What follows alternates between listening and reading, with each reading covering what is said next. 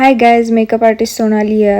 तर आपल्या last व्लॉगला मिलियनमध्ये views गेलेल्या आहेत. त्या भरघोस यशानंतर मी पुन्हा एकदा नवीन व्लॉग घेऊन येत आहे.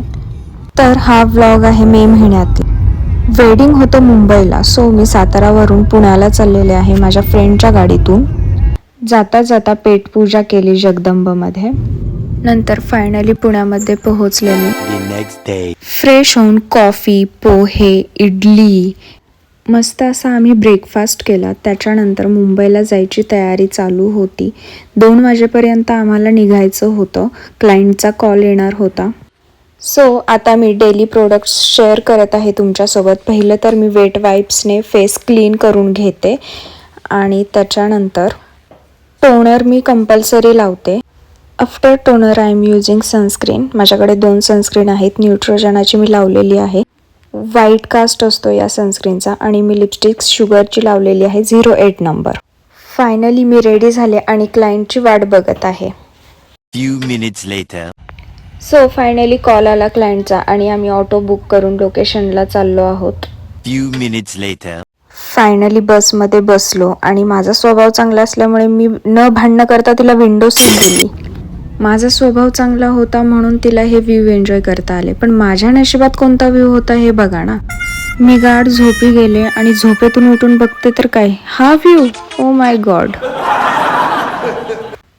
असो, आम्ही पोहोचलो खोपोलीमध्ये. पाऊस पडत होता. चहा वडापाव बेस्ट कॉम्बिनेशन केलं आणि बघते तर काय, ही तर माझी कमजोरी आहे. सो मी हे घेतलं पार्सल. 12 वाजता मुंबईमध्ये पोहोचलो.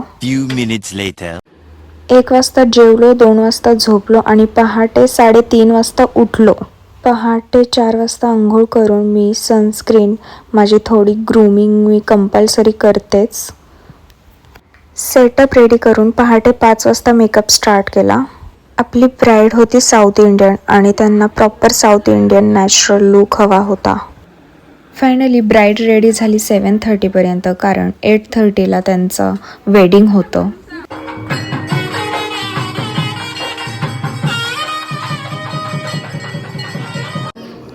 थँक्यू अश्विनी मॅम, तुम्ही आमच्यावर ट्रस्ट ठेवला आणि आपलं वेडिंग डेट बुक केली आमच्यासोबत.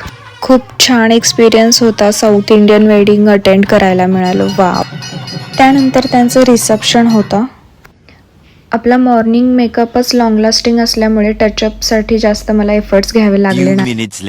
ब्राईडला कॉंग्रॅच्युलेट केलं आणि त्यांनीही मला थँक्यू म्हणत हग करून डायरेक्ट रडायला लागल्या. अशी ब्राईड मी कधीच पाहिली नाही, एवढी इमोशनल, ते पण माझ्यासोबत. तर आपला व्लॉग इथेच संपत आहे. Thank you guys, bye. भेटू नेक्स्ट व्लॉगमध्ये.